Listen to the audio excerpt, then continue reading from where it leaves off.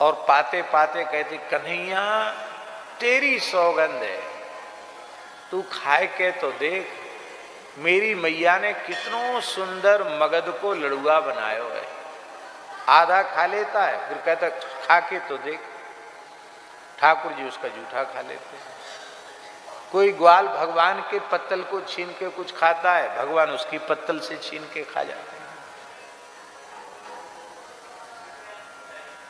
ब्रह्मा जी हंस पर बैठे बैठे तमाशा देख रहे, बोले रे ये परब्रह्म परमात्मा है।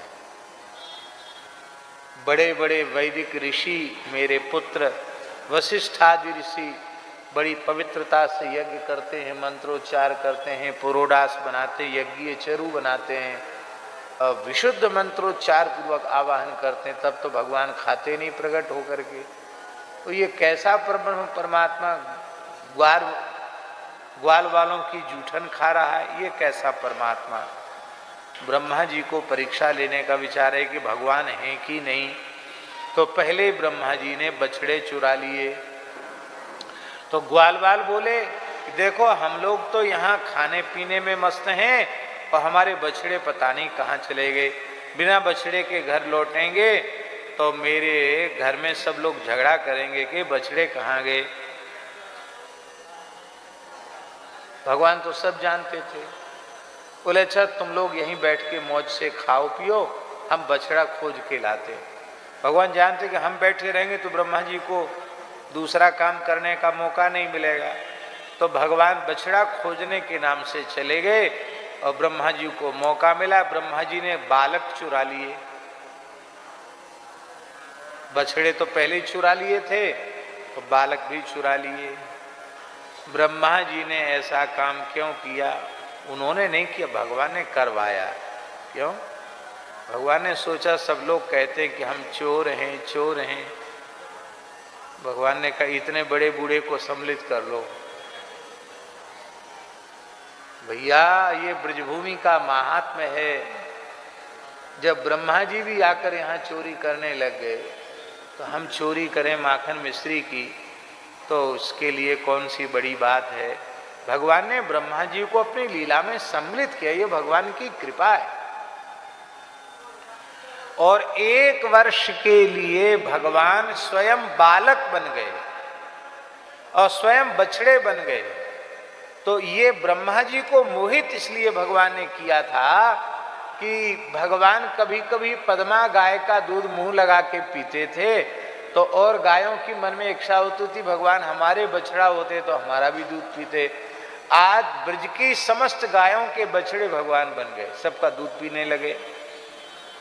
यशोदा की गोद में श्री कृष्ण को देखकर गोपियों के मन में आता जो वात्सल्य भाव की हैं कि मेरे भी लाला श्री कृष्ण होते तो मैं खूब लाड़ प्यार दुलार करती। आज सबके बालक श्री कृष्ण हो गए। ब्रज की सभी कन्याओं के मन में एक ही मनोरथ है, हमें हमारा विवाह होवे तो श्री कृष्ण के ही साथ होवे। ये कैसे संभव है कि सबका ब्याह कृष्ण के साथ हो जाए?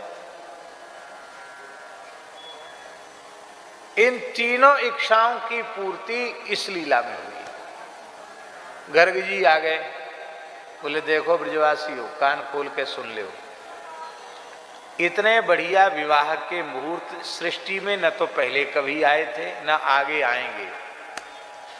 ये तुम लोगों के सौभाग्य से आए हैं। अपनी अपनी कन्या का विवाह गोप बालकों के साथ कर दो, तुम्हें अविनाश तुम्हारी कन्या का सुहाग अचल हो जाए। ब्रजवासियों ने ज्यादा ध्यान नहीं दिया, बोले बड़े की बात मान लेनी चाहिए। तो सब ग्वाल वालों ने ग्वारियों ने अपनी कन्याओं के विवाह छोटे बड़े जिसको जैसा मिला सबने ब्याह कर दिया। अब देखो असली ग्वालवाल तो ब्रह्मा जी ले गए हैं। अब जितने ग्वालवाल हैं वे कौन हैं? श्री कृष्ण हैं। तो श्री कृष्ण के साथ ही सभी कन्याओं का पाणी ग्रहण संस्कार हो गया। इसलिए रास पंचाध्यायी में शुकदेव जी ने गोपियों को कृष्ण बध्वा, कृष्ण की बधुएं कहा। बधु माने जिनके साथ विधिवत पाणी ग्रहण संस्कार हो उसको बधु कहते, बर बधु बध्वा। ब्रह्मा जी सोच रहे थे कि ब्रज में तो हाहाकार मच रही होगी, पर जब ब्रह्मा जी ब्रज में आए तो आनंद 100 गुना अधिक था, अनंत गुना था आनंद। बारातें निकल रही हैं, लड़ुआ लुढ़क रहे हैं, जीमने हो रहे हैं और बढ़िया बढ़िया व्यंजन बन रहे हैं। अब ब्रह्मा जी बड़े चक्कर में पड़े कि हम तो बछड़े ले गए थे, यहाँ भी बछड़े वहाँ भी बछड़े सो रहे हैं मेरी माया में मोहित होकर, बालक वहाँ भी यहाँ भी। कई चक्कर ब्रह्मा जी ने ऊपर से नीचे से ऊपर लगाए। अंत में थक के ब्रह्मा जी बैठ गए, ध्यान में आ गई ये तो साक्षात परमात्मा हैं। ब्रह्मा जी शरण में आए। ब्रह्मा जी ने बड़ी लंबी चौड़ी स्तुति की, पर भगवान ने ब्रह्मा जी से बात नहीं की। क्यों नहीं की बात?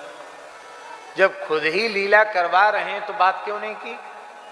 उसमें एक ही प्रयोजन था कि भगवान यह संदेश इस लीला के माध्यम से देना चाहते हैं कि ब्रह्मा जी के जैसा भी कोई भक्त मेरा क्यों न हो, यदि मेरे भक्तों से मेरा वियोग कराता है तो वह मुझे प्रिय नहीं हो सकता।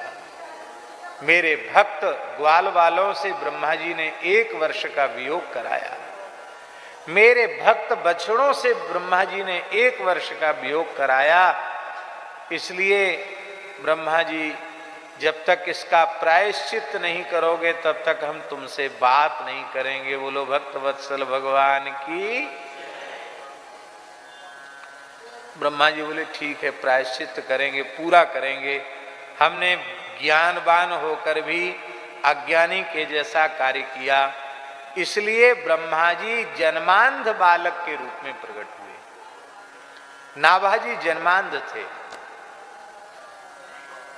अब विचित्र प्रकार की बात है गहरीलाल जी, कुछ लोग ऐसे होते हैं जिनके नेत्र तो होते हैं पर उसमें शक्ति देखने की नहीं होती है।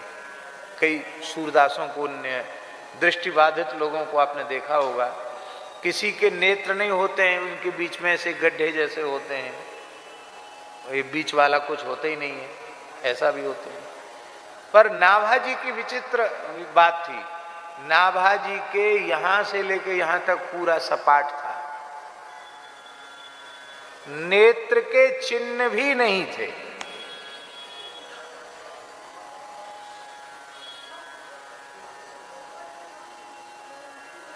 और इनका जन्म कहां हुआ?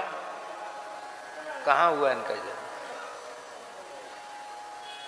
हनुमान वंश ही में जन्म प्रसिद्ध जाको।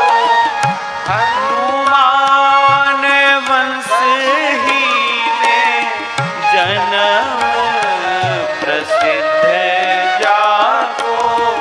भय गृहहीन सो नवीन बात जाने। भय दृगहीन सो नवीन बात जाने। आप लोग कहेंगे हनुमान जी तो बाल ब्रह्मचारी, उनका वंश कैसे चला?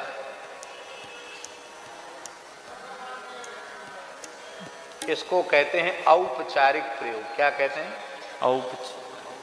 जैसे मंचाह वदंती, क्या है? संस्कृत में एक प्रयोग है, क्या? मंचाह वदंती। मंच तो जड़ है, मंच बोल रहा है। सम्मेलन हो रहा था तो किसी पंडित ने कहा मंचाह वदंती, श्रूयताम श्रूयताम मंचाह वदंती, सुनो सुनो। मंचाह वदंती का अर्थ है मंचस्थाह वदंती, जो मंच पर बैठे हैं वे बोल रहे हैं।